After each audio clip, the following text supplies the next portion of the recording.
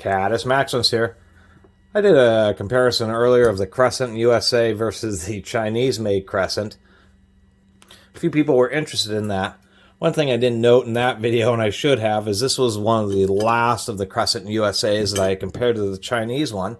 So I wanted to make another video of the Crescent JamesTown versus the last of the American-made Crescents. These were already had greatly reduced their quality control, trying to still make them in the United States before they sold out.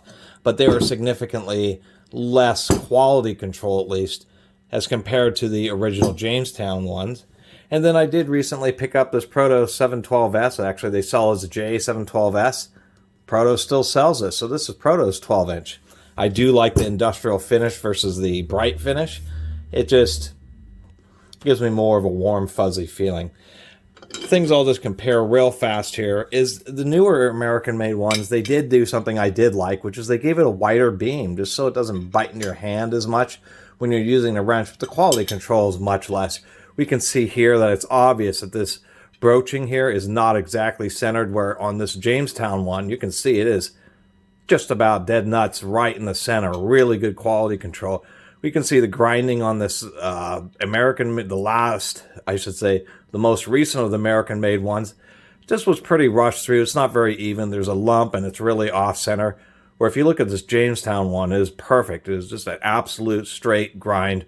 Really like that a lot. And that symmetry on the Jamestown one, you can look at the end of the jaws. It's just about perfect.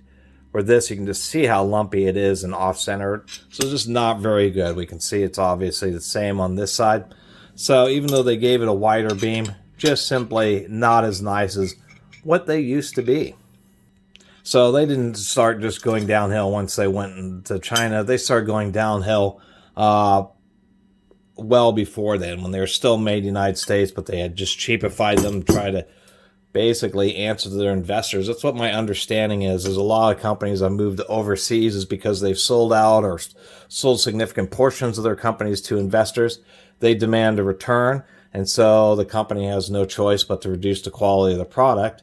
And a lot of that happens to do with founders and owners of companies just taking the dollars. Somebody offers them whatever, tens of millions, hundreds of millions of dollars, and they say, look, I can go buy a new mansion in Miami, and I don't, screw the employees and screw the company that they had built up. It's a lack of dedication, and it's just, money-grubbing executives. Easiest way to say it. So this Crescent, the Jamestown ones, those are the ones that you really want. The AT112s. If you can get a 12-inch one, these are the real beautiful, just sweet units that just were made super nicely. As far as what you can buy today new, I'd have to say go with Proto. What's hilarious about this is Crescent is who invented the adjustable end wrench. Proto Tools is who had the last laugh, because Proto still makes these in the United States. Things I like about the Proto versus the Crescents. We got both the Crescents here. You can see the Crescents use pretty fine knurling, which is just fine on the wheels. But the Proto's knurling here is just a bit coarser, as you can see. Like that quite a bit.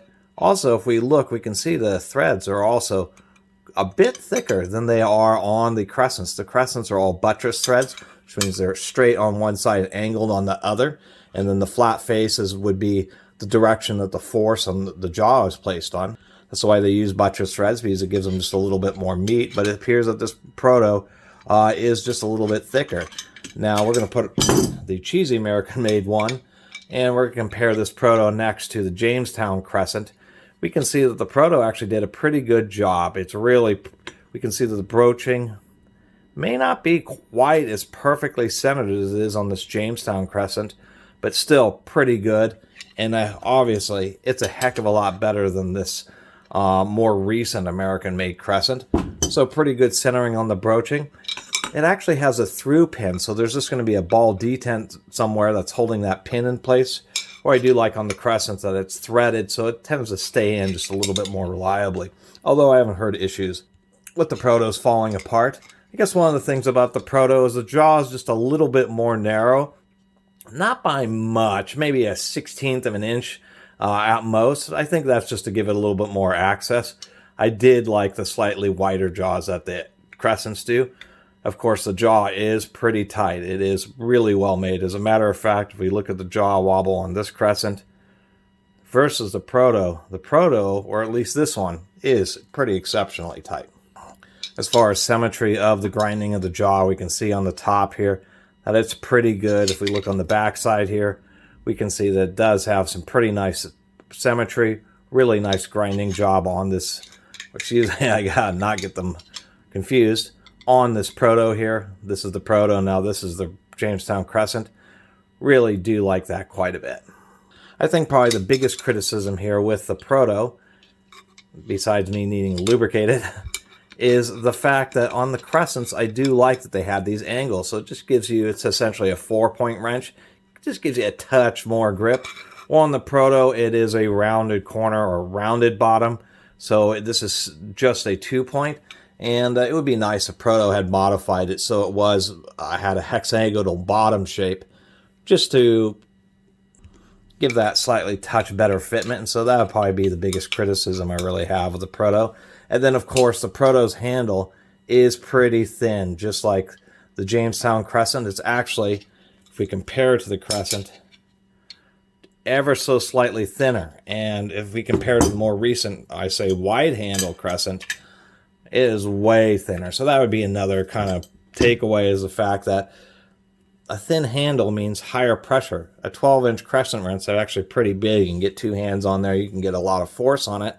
And having that narrow handle, if it's really cold outside, maybe you're not a 20-year-old person, maybe you're a 50-year-old person, 60-year-old person using one of these, I should say older, your hands are more sensitive. The pinching loads, high pressure and small surface area loads. And so you're going to get more of a likelihood of actually pinching your hand. You're going to be pressing on the bolt. Your hand's going to be, freezing. If it's cold outside, which is where the biggest issue comes from, you can go wrench on a bolt and you're actually going to get some significant pain just because of how narrow this handle is. So I wish Proto would. And looking around online, it appears that they are made exactly the same today as whenever this 712S was made. This is not a Los Angeles one, so this is certainly from this, at the oldest, this would be from the 70s. And maybe somebody can tell it has these markings. That may be a manufacturing date stamp. So anyway, that's my comparison of these 3 Crescent wrenches. The Jamestown Crescent wrenches were certainly much better quality control than I'll say the wide handle US made Crescents. Simply some of the finest ones ever made were these Jamestown ones. I mean, I don't know if I got lucky by getting one that had nearly perfect symmetrical manufacturing and quality control, but this is definitely a excellent unit. But the bottom line is, Proto has outlasted all of those, and they're still one of the few brands that is still made in the United States that really is pretty nice. Just wish they'd make that have a hex bottom in the lower portion of the jaw, just to give you just a touch better fitment. Anyway, I really appreciate everybody who's been watching and subscribing. If you haven't subscribed, please do. Until next time, Catus Maximus out.